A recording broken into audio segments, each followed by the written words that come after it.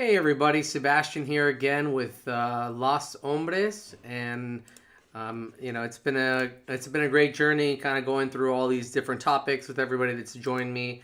I want to say we're on episode, I want to say 38. I can't remember exactly, but that's where my brain's going to right now. But thanks again for coming along. And today I want to talk about mental health. I'm going to get into mental health today. I want to talk about some things I've been researching and kind of provide my expertise, my insights, and kind of explore even for myself. I like to kind of go through these topics and reflect on the things that I've learned.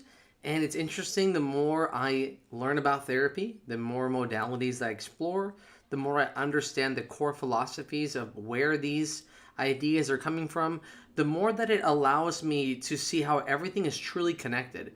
It's fascinating when you start exploring everybody's different philosophies and you see that underneath them, even though they may be called different things, even though they may have different ways of approaching these different scenarios, in the end, at the core of what you see underneath them, they're really applying to the same challenges, the same underlying problems. They're all recognizing.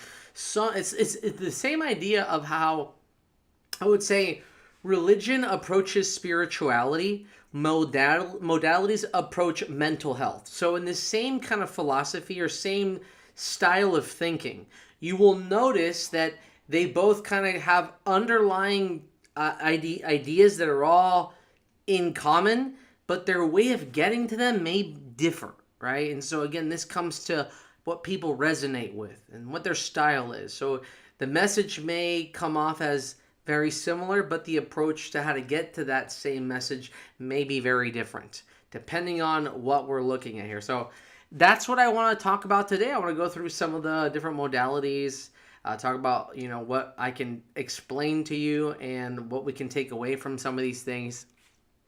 A couple of things that have been going on for me.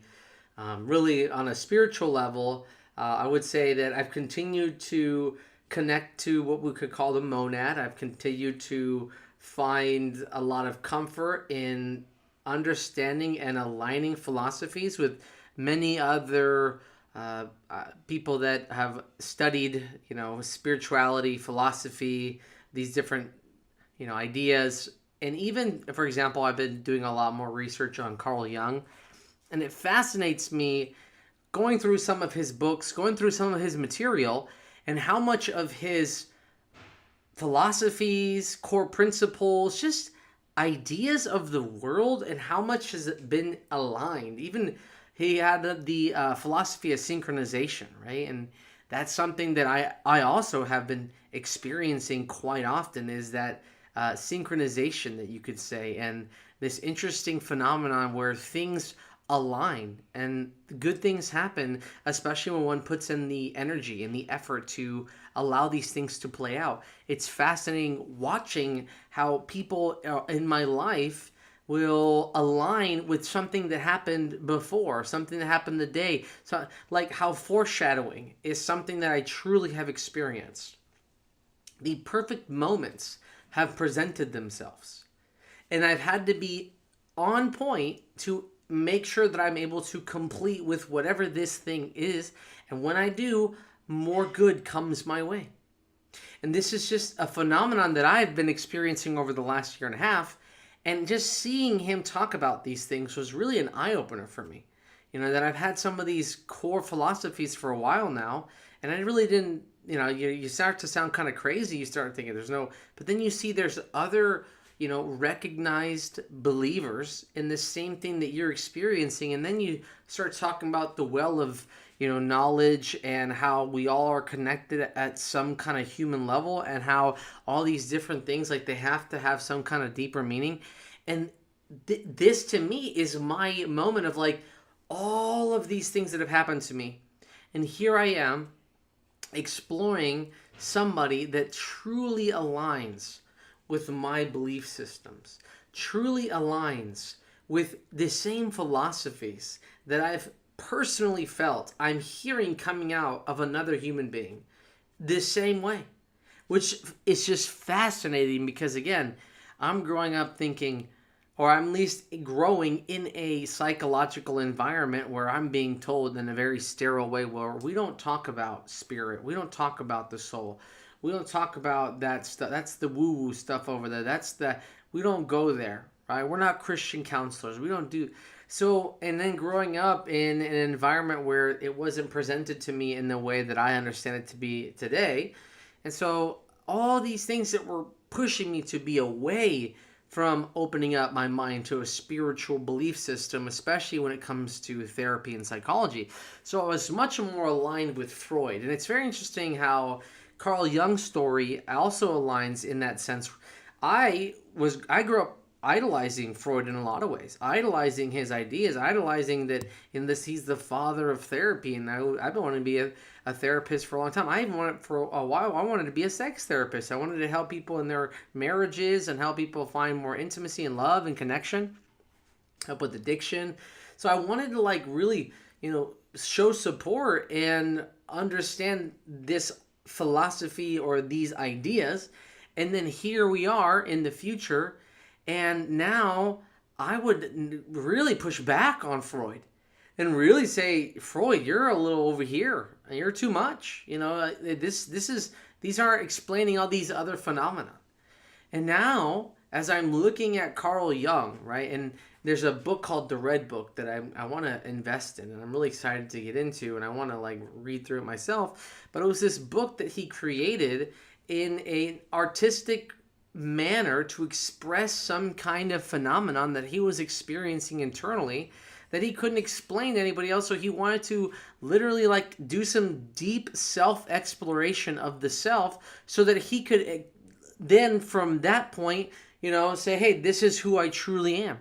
He was going through essentially a psychological break because of some of the spiritual stuff that had happened throughout his life. For example, he had dreams about seeing a red river of essentially blood. And this was before World War I happened. And then once World War I happened, he was like, well, there was one of my visions. And he had a couple other instances, but essentially this book was something he created because it was his reflection of his evolution from what he had developed with Freud. As Freud was literally one of his mentors, was someone he had idolized for years. But he reached a point because Freud was so counter to anything spiritual. He was completely counter to anything that could not be proven on a scientific, like he would push all that stuff away. And so Jung had been fascinated by the occult, by literally esoteric information, by all this stuff for years. And he was just like, this makes a lot more sense to me than the psychology stuff. And if we would just apply what these alchemists were saying years ago, we probably would get a lot further in therapy. They were telling us these divine secrets and no one's listening. And this is where he had to make a decision that he was going to stand up for what he had believed in. And I believe he had asked his wife about it. But he was going to stand up for what he believed in, even if it was going to destroy his reputation with his mentor. He had to make a decision to go against what he was seeing as something that wasn't valid to his vision of what he saw reality to be. And this is something that I feel like I've been going through in the last couple of years and months. Like going through school and being taught one way and being taught this is how it has to be, and being taught by a lot of people who do go with a manual way. And the way insurance wants to perpetuate therapy to be solution focused, to be specifically symptom based, right? So again, we keep going back to somatic any symptoms, right? And the only time I really get people is when they've figured out there can't be something physical. And that issue is there's a lot of mental health problems that lead to physical health issues. And then you have another problem, because if we're giving solutions to a physical problem, then you're not actually dealing with the mental health or the spiritual problem, which was actually the basis or the initial issue that led to a secondary issue. So when we handle or we deal with the spiritual being, then we actually get better results from the physical being, which Again, it goes back to somatic symptoms, where you can be in a heart attack state even though on a physical level you're not. So a flesh is fine while spirit is not. And when the spirit is not fine, the flesh is not fine either. Because again, you're still experiencing high cortisol. You're still experiencing adrenaline rush. You're still experiencing burnout. All these negative things are going to come from your experience with this state of being, right?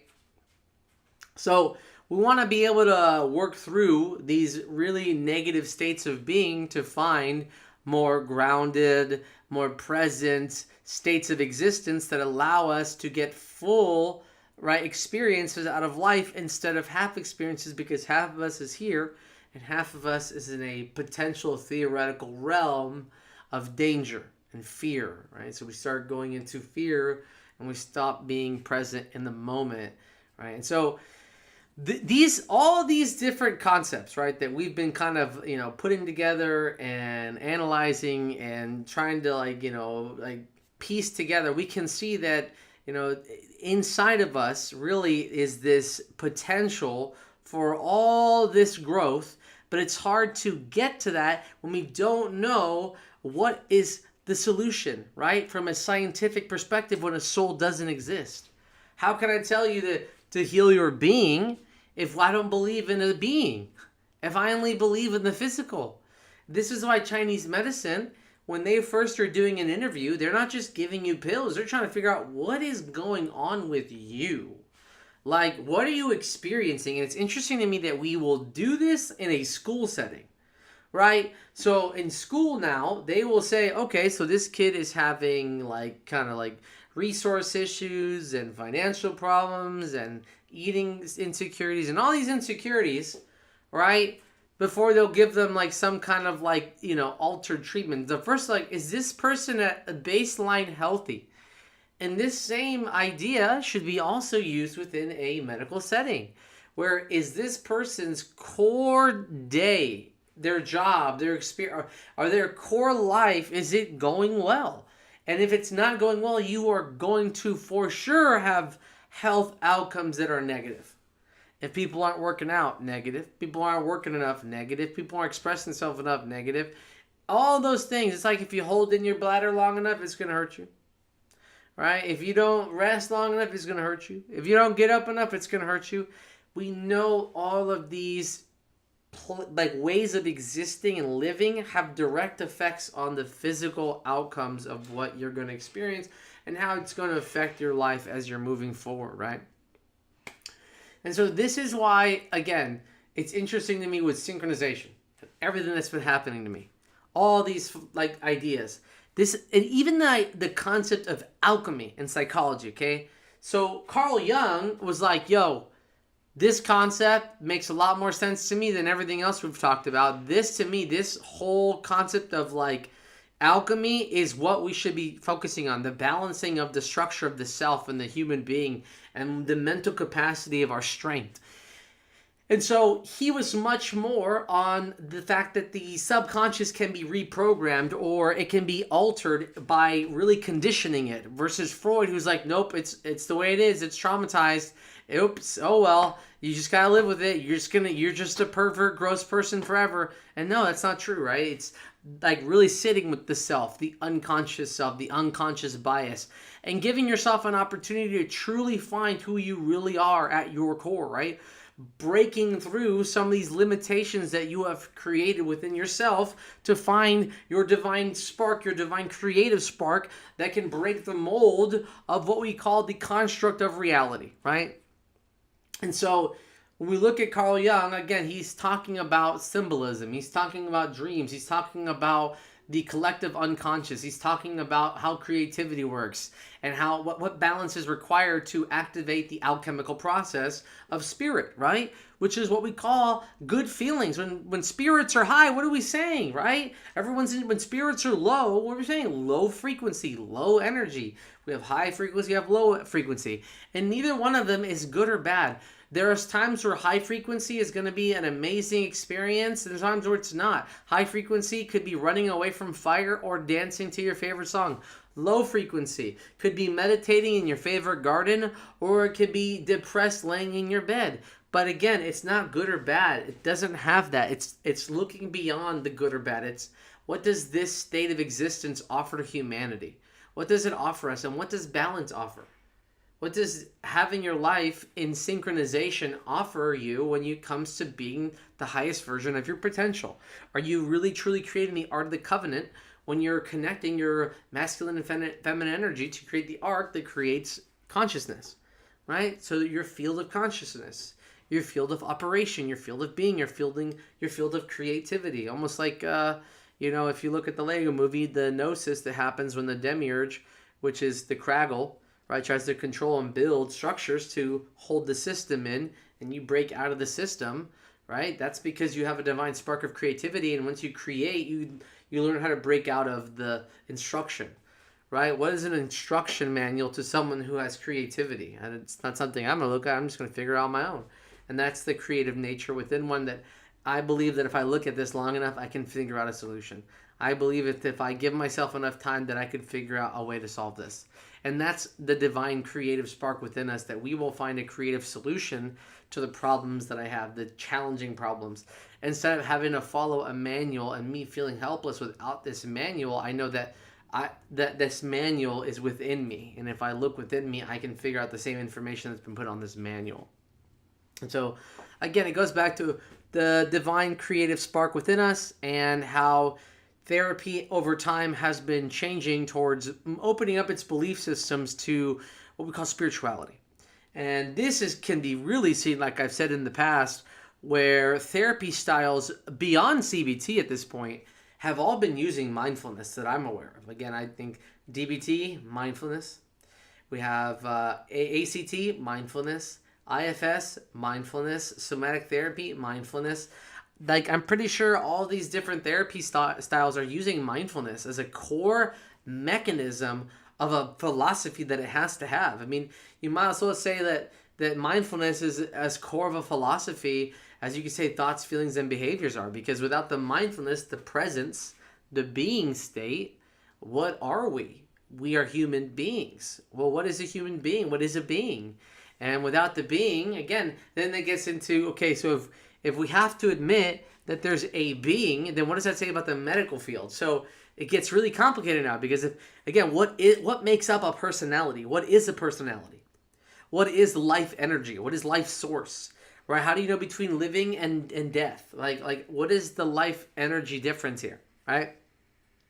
So that core philosophy has to apply itself in a medical setting, because at some point they're going to have to say, what is living, what is dead? And if once you establish that has to mean there's a living essence called spirit that we can recognize exists, which is anima, right? So there's a life source that we can't see, but we know exists because we can feel how it affects things. We can feel the effect of what it is when something's vibrating or moving on its own accord, right? And that's the divine spark or the divine essence in something. So mindfulness is like the next must add to therapy. You have to it's like a must. You have to add it in there. Which makes sense, because when we're talking about somatic symptoms, it relates really well to that. And a lot of people, again, because of the way that our system works within the United States, when something is really good for us, they will try to sell it to you to death so that you hate it. So things that will actually wake you up, that will heal you, that will help you open your eyes to the way that you are being collectively drained and used like cattle, right? Everything that would open up your mind to what realities are in front of you, they will try to take it and they will commercialize it so much that you literally hate it. And that is their whole point. Their point of psychological warfare is to make you hate everything that's good for you. If it's healthy for you, we want you to hate it and be annoyed by it. Even if deep down you know it's good for you, I don't care. We just want you to hate it and be annoyed by it. And if we can cause you to hate things and be annoyed by things, and again, we get to control the narrative of reality. This goes back to how we were convinced that people that in the Middle East all around the world just hate us randomly for no reason. And it was easier to believe that story than to say, why do they hate us? What's going on? What's the history? And actually get the full facts instead of, oh, they just hate freedom. What does that even mean? Well, watch this video. Okay, but why did they say? They didn't say we hate freedom. They said we hate this. But they never said why. And again, human beings are willing to accept this mediocrity of information and use it as if it's 100% true. Again, going back to original sin, there it is again. I'm willing to just throw myself down and away for this one bit of information that I want to validate instead of like, what is the truth here? What's really going on here? What's really happening in these parts? And that would actually change most of things because then they couldn't hide the falsehoods. But when we just accept, oh yeah, they're bad and they hate us, so we might as well kill them, and with no actual evidence, with no actual reports, with no actual like proof of anything other than a couple people telling you this is the truth, well then that is the flaw of our psyche. That is the flaw of our humanity, right? That we are willing to accept lesser information, right, than we are worthy of receiving because we don't value the truth as much as we used to. We don't even value our own truth. We actually value the ability to lie more than the ability to sustain the truth. It's like how good of a liar, this society is based on how good of a deceiver and liar are you, then how good are you at being a righteous, convicted person that tells the truth and is just honestly about being themselves.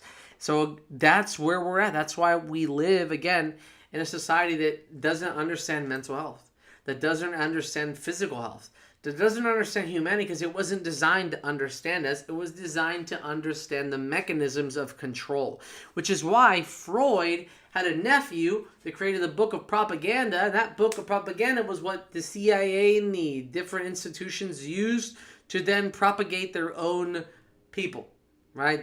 That's where a lot of our propaganda comes from, which is from these ideas, which again is insane because if you want to think about it, who's the direct counter to that? You have Jung, who is saying no propaganda. Look internally. Rebuild yourself. Be anti-propaganda, right? Be anti-programmable. Go back to the divine creator, right? Go back to what we call well, he had a name for it. He wouldn't say creator, but he would say something similar. The architect or the archetypes, right? And the architect. So he would talk about the different archetypes and archetype and the architect and how it would influence the world. And it's interesting how I've been getting into astrology and I've been getting into how these different planets and the different solar systems and the different energies and how these big bodies of gravity affect us and why their numbers and numerology also can be an impact on us and how there's a lot more truth to these things and not. And this is where, again, we have commercialization where they commercialize these things and make you hate them so much, but you forget that they're actually based in something really divine and interesting and wonderful, but they don't want us to know that. And a lot of the elite are using these same things to help themselves, which is why you would see things like Epstein's Island having the golden calf, and they'd move it around depending on the time of day, and they would actually align their energy with the cosmos so they could get, more information to be favorable to their outcomes. There's even astrology people that know how to manage the astrology and how it affects the stock market, and they can actually calculate what they can do to manipulate the market or work with the market depending on the astrology, depending on what's going on. And maybe it's because there are people out there in the markets, in the black markets, who are using these divine resources, these divine insights to create other chaoses. And if you know how to read them, then that means anybody who's using that frequency, you'll be able to catch on to the patterns, right? Because again, that is why the wheel in the sky keeps on turning, because it's literally the different signs moving through the year like a wheel, right? They're cut up into different parts and they're all kind of moving around. So every year you're going to see that God looking at you at that time of the year, which is why they assumed these different gods had these different purposes at these different times of the year, because every time at this time of the year certain things would happen, so they would associate with the stars they were seeing. And it goes back to, again, where is the difference between the macro and the micro. It's all connected, right? And this is where psychology, it has a hard time understanding these things without the application of the soul or the being. Again, even the idea of talking about personalities. What is a personality? Where does it exist? How do you define it? Right? What organ is the personality? So there's so many questions about what makes up a personality, and just because I can't answer that doesn't mean I can't help you work on it, right? We know that there's a way to work on the thing that we don't know how to, explain, but we know how to explain that it's there, but we, again, don't understand why it's there. I can tell you right now, I know air is here, but I can't explain to you why air is here. I can tell you it's here. I can show you. I could probably tell you where it came from, but I can't tell you why. I don't know why we have air. Why do we need to have air? Why do we need to be alive? I don't know. I can't tell you that, but I know this is, again, the same reason I don't know why we have air, but I can tell you where it came from and what it does for us, but I can't tell you why. And that's the personality. We can't explain why we have a personality. But we do know it's there. But what we also know is that when we calculate people born on these certain days, they do tend to have certain traits, which is why if we look at the stars as these divine, essences, then we can say that they do have a part. And why did they call them gods? Well, they were there before we were here. So when humanity came to be, these constellations have been there for, even modern day scientists will tell you, they've been there for much longer than, we have, right? We're a fairly young planet, as they will tell you, right? But that's because the heaven and the heavens was here before we were. So we came later, right? We are a construct of the heavens to observe it. So we get to observe the heavens, and then we were created from the heavens to observe it, right? But it also influences us. Just like we say, those different constellations, those different energy groups have a way of influencing us. And when we work with them, we can feel their energy. We can feel the way it affects the way we operate and move forward. And so this wheel that's turning around that has influence, it was affecting the population. Because back then, too, you have to think, back then, they could see the sky much easier than we can. We have so much smog, so many pollutants, so much problems, that we have a cloudy sky, which takes away, it robs us of the divine nature of the sky, right? We used to be, like, if you go to the desert and you look up in the sky, you see beautiful stars. So imagine in a world where we got to fully experience and embrace every day those beautiful stars. People would collectively want to get together just to experience them. And then if every day you saw them slowly moving across the sky, you would say, look, every night they come, they start moving. And then after, next year, you'd see the same, they came back. So then you'd start calculating, well, every time around this time, that shows up. And so that's how they started coming up with this idea that the gods were influencing the world that we live in. That's the initial concept of how they came up with this thing. And that's why the planets were also different, because they're moving at a different speed than the constellations. The constellations are all moving as one. So obviously, if everything's moving as one, that must be its own layer. And then you have this thing that's always moving. Regardless of the constellation, this little thing's moving like this every day. You see it moving. And again, they were able to map things way easier because they had a clearer sky. They had a clearer picture of what they were looking at. So that it was easier for the heavens to talk to the earth because the heavens were much clearer back then. Right now, we have filled up the earth with so much matter, so much density, that it's hard to experience a divine nature because we're living so heavy in our own reality, right? The more dense we become, the harder it is to see through the fog, right? So how can you see through the clean forest if all the air is dirty, right? Or how can you see the beauty of a place if everything's been unkept? Same idea, right? We have been unkeeping our earth, so right now we've clouded our communication with the divine, right? And it's harder for the divine to communicate. We're still going to be affected by the powers of be. So whether we like it or not, those celestial beings are going to influence us. I don't have to want it, but it's what's going to happen. And so again, when we understand the influences that these create these celestial beings have on us, then we can better operate the world that we live in by managing better and moving forward through whatever I'm kind of going through. But again, Freud and Carl Jung, very different mindsets, right? Now, do they have some similarities? Sure, right? If we look at the way Freud would like to analyze dreams, and then he would look at the subconscious. It's like, yes, see, like there are some fundamentals that are nice to think about, right? Like there is a subconscious. There is a reality that you control and a reality that you don't necessarily control, but are definitely, being affected by, right?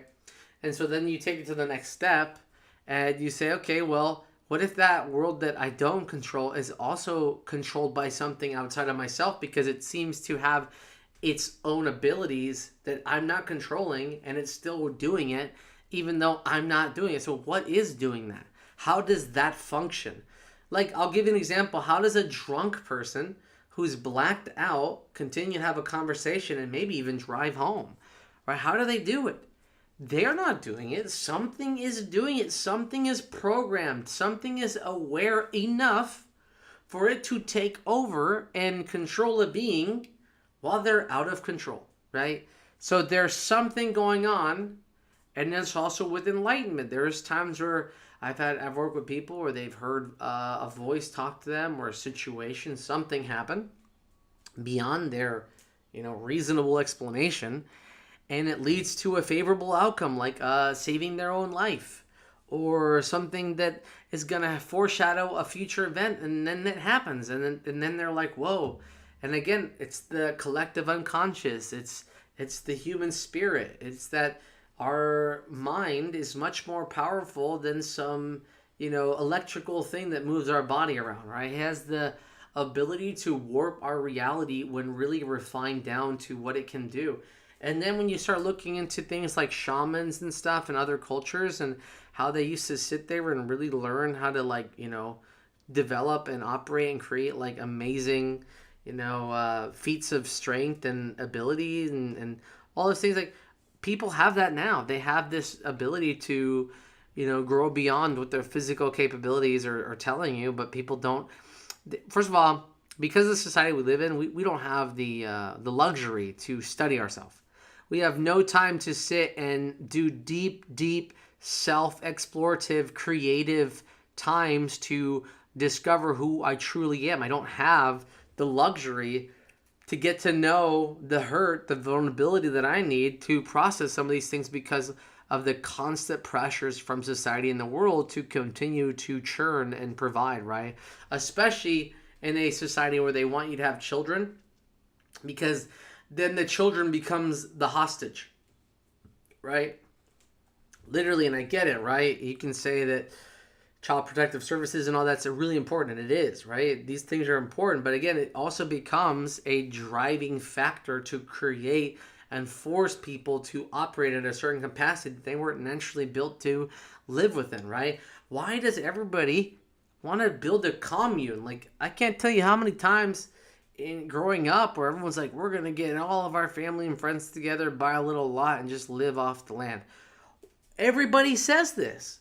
It seems actually more common that everybody just wants to buy a bunch of land and live with their friends and not have to work all day, and just focus on making food and just living and just thriving as a community, than serving some CEO overlord to make it by so that they can make a dime off my buck.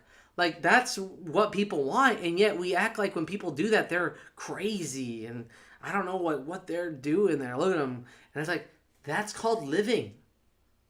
I think one of the biggest psyops I can think of is the idea of organic food or healthy food. You mean food? Food is supposed to be healthy. What is unhealthy food? You mean not food? Like, what is organic? It mean normal? Like, what do you mean by healthy? You mean like human? You want to be healthy? You mean human? That is healthy. Being normal is what healthy means. I don't know how we've decided that certain words just, well, I know that we've gotten to a point where we believe that words are certain subsections of our communities don't believe that words matter. But at the end of the day, they literally can change and transform and define the way people view reality at its core. And so the right words can open up somebody's foundation, and the wrong words can close somebody off from ever understanding. I mean, there are words in the Bible that are still being debated, and we're 2,000 years in this thing, and they're still being debated because, again, that word could potentially change the way we operate and live in our life. And there are people trying to unlock the secrets of the universe, and if a word is misspelled, even in spellcasting, what do they teach in Harry Potter? That if you say the wrong incantation or the wrong words, it could change the way the spell is played out, which is very true. Same thing with programming. If you don't program the right thing, the wrong thing is going to come out. So that's why you have to be careful how you program things, because the thing you program has to have some sort of, way of coming out and being, correctly typed in there, or else again, the prompt will create errors that are unfavorable to what you wanted. And we want to be more favorable to our outcome, so we got to make sure that our words are impeccable, right? That the way we program our life is impeccable. And this also goes back to the subconscious. The more I train it to know what to say, how to say, when to say, why to say, the more that it understands, the more that I'm going to be able to get more out of my life, because I'm more aligned with my true nature, my true self, and I'm able to live at a higher capacity because I'm living at my true self. And so, again, fascinating things with, Freud and Carl Jung, and how Freud is that old school science mentality of, we don't want to believe in the frou-frou and we only want this. And again, it's just it's a system of control. And it's a very good way of exploring why creativity is so scary in a world of industrial complex, manuals. There is no room for creativity. There's no way to systematically create value out of creativity, right? There's just no way. And then it wasn't meant to do that. So the more that we reflect on, what it means to be a human being, the more we understand that the soul is much more important than we believe. Actually, I mean, you want to talk about healing? You want to talk about being able to do anything? Subtract the soul from you right now. Go ahead and sell your soul since it doesn't exist. Go ahead and give it away. Go ahead and let the soul leave the body and tell me how it works out for you. And this is, again, the irony in this. Is that if your soul isn't real, let's take away the life essence and see what happens to you. I don't think that's what you want to do, right? And so that's where it gets interesting. Again, this thing doesn't exist. It's not real. It's all frou-frou, except the day you're like, wait a minute, what about this part? And then they're like, oof, well, okay, yeah, you know what? Yeah, and they can't explain it. So this is where we're at. So healing the soul. Healing the inner being. It is the core fundamental principle in getting healthier. No matter what pills you take, no matter what things you try to believe, until you change the fundamental core of your vessel, and you don't create peace in your life by taking care of your positive energy, your stress mechanism, and taking care of your negative energy, your depressive symptom, and finding your alchemical balance within yourself to create a spiritual willpower of drive and force, you're going to stay stuck in life. You're going to stay stagnant in life. You have to heal the soul.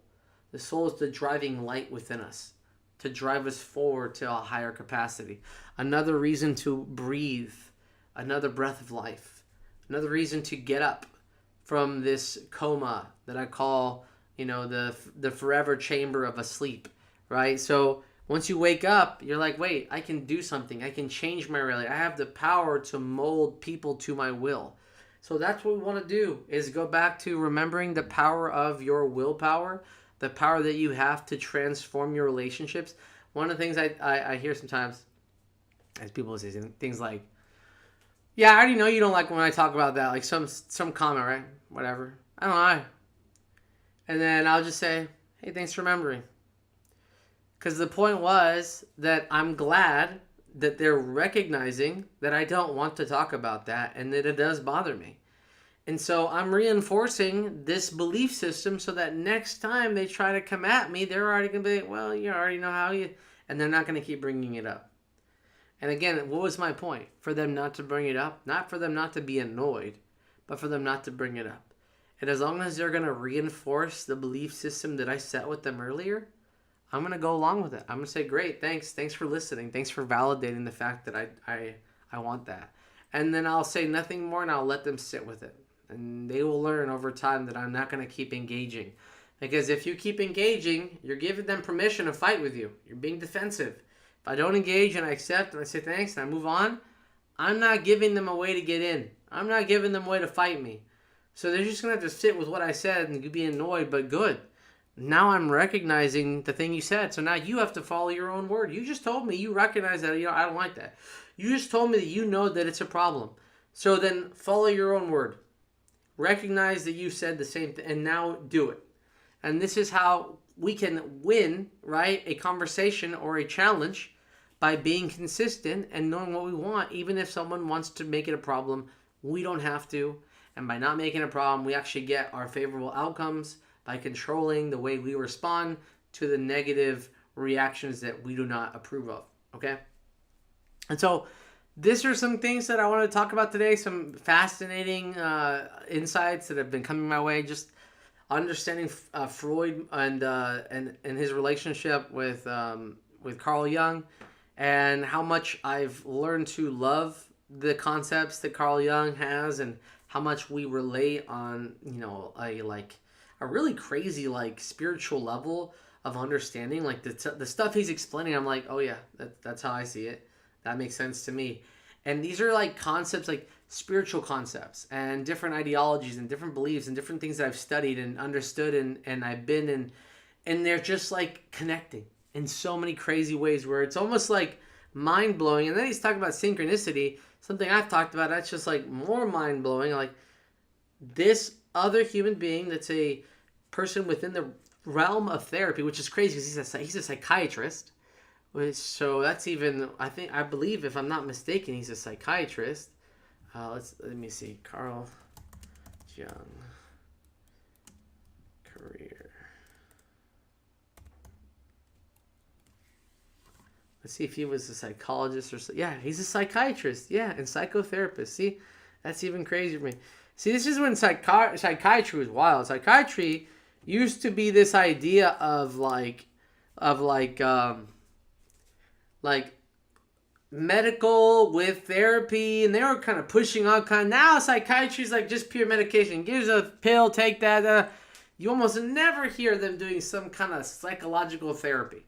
So it's fascinating to me to see a psychiatrist love something so much that he was willing to break barriers in his own field because he had a deep desire for understanding humanity, right? So he was a doctor of a true sense, a shaman, you could say. Same thing for Chinese medicine. I believe if he were to give him a similar title, he'd probably be more like a Chinese medicine doctor, right? Again, coming from his background in psychiatry, medical doctor, but now he's getting into philosophy, spirituality, and the essence of existence. Now he's starting to push other limits and really dive into the deep psyche of humanity, when again I think that's more of a shamanistic approach, a holy man approach, a medicine man, the druid, whatever you want to call it, right? A naturalistic healer. He was breaking away from everything he'd been taught in the medical system, which is something that you find happening a lot with people. Even Buddha is a good example of this. Buddha was born into a family of high royalty, essentially. And he decided that this wasn't for him. He wasn't feeling it. This wasn't his calling. And so he ended up going out and exploring he wanted to just be a monk. He's like, I want to let all this go. I don't want these riches. And he let go of all this stuff to try to find what he truly was within his divine nature, his true self, his true, connection with the divine spark within him, right? That's why his story really aligns with Jesus, because they had very similar, philosophies of that similar monk style being, where they let go of the, physical flesh needs to understand a greater spiritual connection, right? If God doesn't need any of these things, then the more I am like God, the more I can understand God, and the more God can speak to me, the more divine and refined my blood is, right? The less toxic my blood is, because the more It's just at what it is, the most basic elements, right? There's no hindrance to the frequency between me and the divine connection.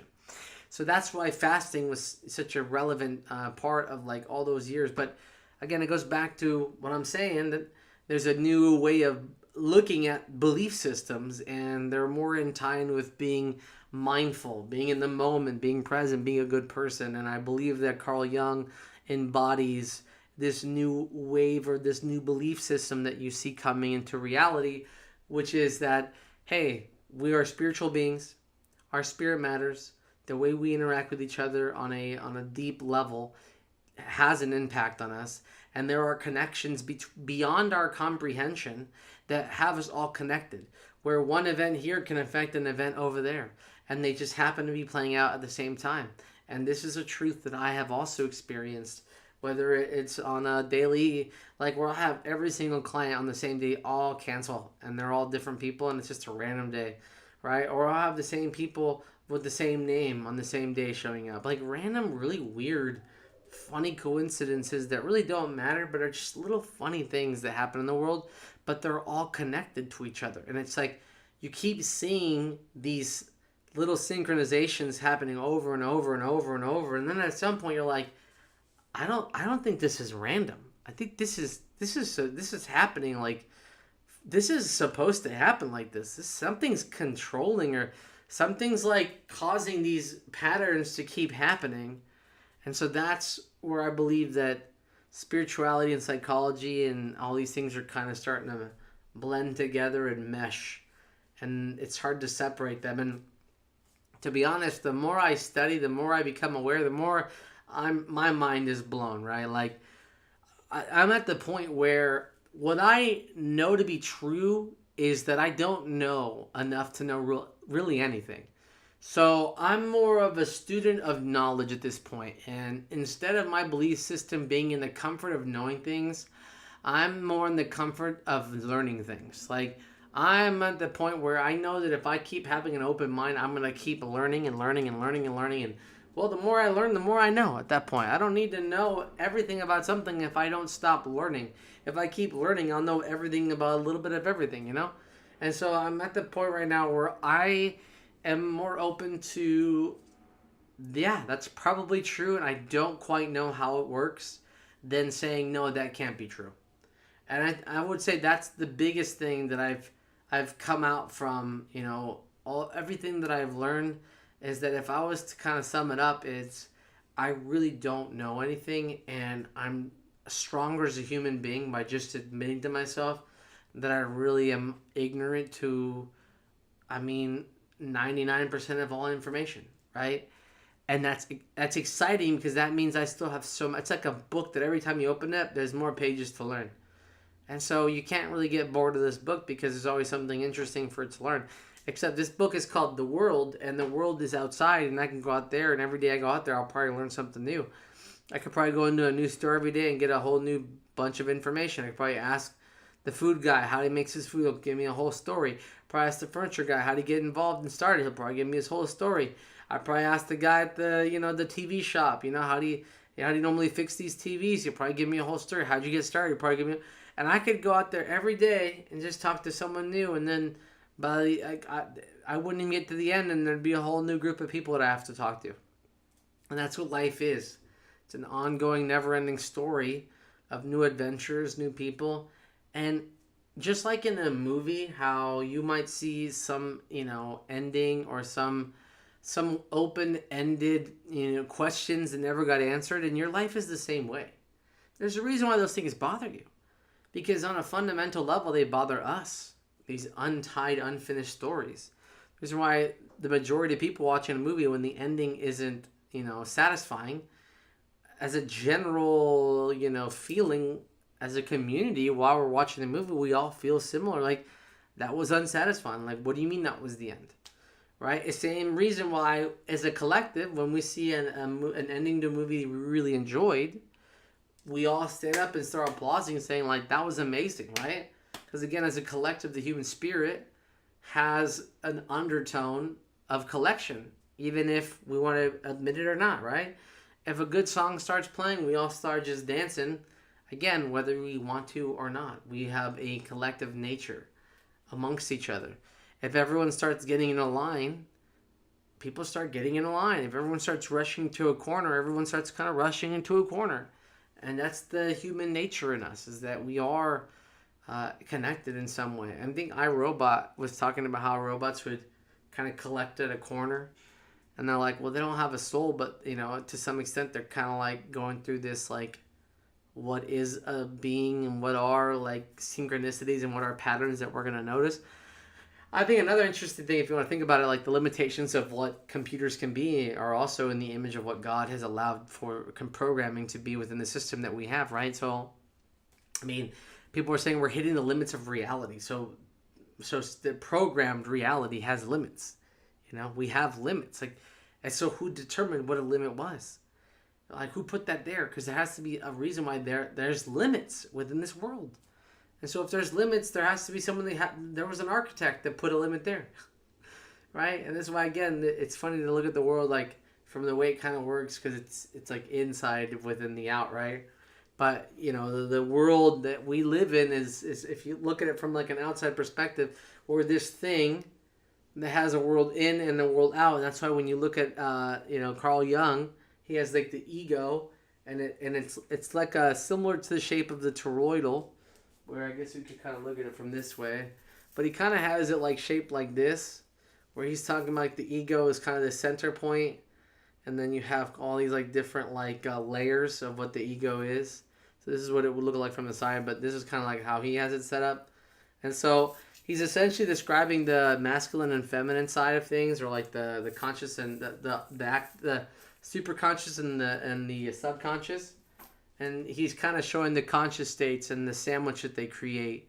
And so he's definitely moving towards understanding, like we've talked about, the alchemical process and the impact it has on humanity. And so if I was to summarize, like what we can take away from these things is to know that, hey, at the core, it's always comes back to balance. It always comes back to, do you have enough love in your life? Do you have enough of, your own energy, your own soul to appreciate yourself? Are you able to ignite the spark of creation within you to push through these fears that you've created living in a society that is creating propaganda to control, right? And I think what you see with Jung is he's telling you that as a human, we are connected in ways that we don't even understand. Like, we have dreams, and these dreams have meanings that sometimes, like, for example, you may see a future event, and how do you explain that you saw that in a dream? Like deja vu in a way, right? But we all collectively have said we've had these experiences. We've all collectively said, hey, that's happened to me. There's also another thing that they're showing that, another interesting thing is, so there was a guy who was making a song. I was like listening to a book, and he was making a song, and he didn't want to release it. And then one of his friends, they were listening to the radio, and then that same song that he'd been working on popped up on the radio. And what this phenomenon is that these creative flows will be caught up in the universe, right? There are frequencies that are existing in the universe that we are picking up on. And so when I start something, if I don't do something with it, somebody else will pick up on that. And that happens when you say, oh man, I invented that. I had that idea. Like, how did they get that? And so when you have ideas, when you have things in your mind, right, if you don't do something with them, they exist in a universal truth. And that universal truth can be accessed by other creative people. So people who are tapping into a creative field can access those things from you, because you're not that's why water can store memory in its localized systems in a localized field in the same way we do. And so we could say that people can start to access those fields of data that our water, our being has started collecting, and those pockets of information are available for other people who know how to meditate, people that know how to access the divine, right? It's like a collective hard drive that, if I work on it long enough, another person can access the information I've been working on. And this actually does relate a lot to these interesting like times where businesses will get started or things will happen, like where two different people come up with the same exact idea, and they literally like go and patent it, and it's like they're literally coming up with it at the same like time interval. And that's only the people that were able to catch wind of that creative spark, because then there's like, well, how many people within that realm also had that creative spark, but because of their lack of self-care and determination weren't able to access the qualities of that spark, so they kind of let it go. But deep down, right, they could have had that same information. And it's interesting again seeing how the universe doesn't seem to share information with just one person. It seems to give a group of people information, and seems to give us a certain access to all, almost like they're all connected in some way to the same wavelength, right? So yeah, what we understand about humanity is very limited. And I will tell you this, I'd probably say more of what you stand of humanity is built on propaganda designed to shut down your creative thinking, because creative thinking changes the way people view usury, right? It's very hard to be creative when you're feeling drained and used all the time, right? And that's actually why people struggle the most with being creative in this world, is that we're all living in a race. And it's hard to have fun when you're always having a race against everybody, and you can't just enjoy the walk, right? So if every day we get up and we're being told we have to race, and if you don't race, you're gonna die, and if you don't do this, you're gonna fall behind. There's no time for creativity. There's no time for self-love. There's no time for expression. There's no time to actually invest ourselves in things that would open up our mind to how beautiful the world is. The world isn't so scary. We created fear.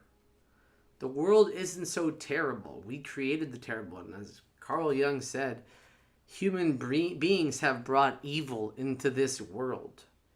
If you took us out of this world, there wouldn't be evil.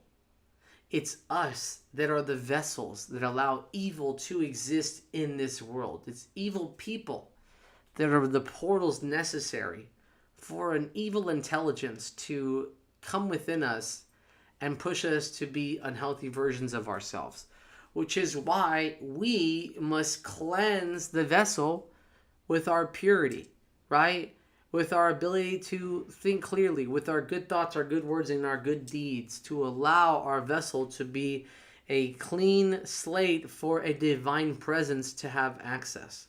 And when that divine presence comes into our life, that is what also gives you that freedom to express and create, and you can call that flow state. So flow state comes from a well-oiled machine. So somebody that's been eating well, right, taking care of themselves, studying, just a well-rounded individual is going to be able to do and produce a lot more in their life than someone that is skipping out on being healthy, skipping out on workouts, skipping out on studying, skipping out on enjoying life. How can I feel interesting if I don't do anything interesting? How can I feel intelligent if I don't do any research? How can I feel capable if I don't learn any skills that are meaningful? Everything in life has to do with some sort of sacrifice, because that is what spirit is. It's a sacrifice of energy for a payoff of something, whether it's wisdom, whether it's a physical thing, whatever. But everything's going to cost your willpower. That's why all these governments, all these religions, all these institutions, all these different places are all trying to fight for your time, your energy, and your attention, your tea. They're all trying to siphon out your life essence, which is why everything that we are doing is spiritual warfare. The more that you accept that spiritual warfare is warfare over your conscious mind, where you put your attention, where you invest your responses, where you put your belief systems, all that, once you understand that your spiritual warfare is what we're really at right now, when you really can apply that insight, that is when you truly will break free of the prison that we call this Saturn, this world, this cube, whatever, right? This reality. So dive deep, guys. Do some self-exploration.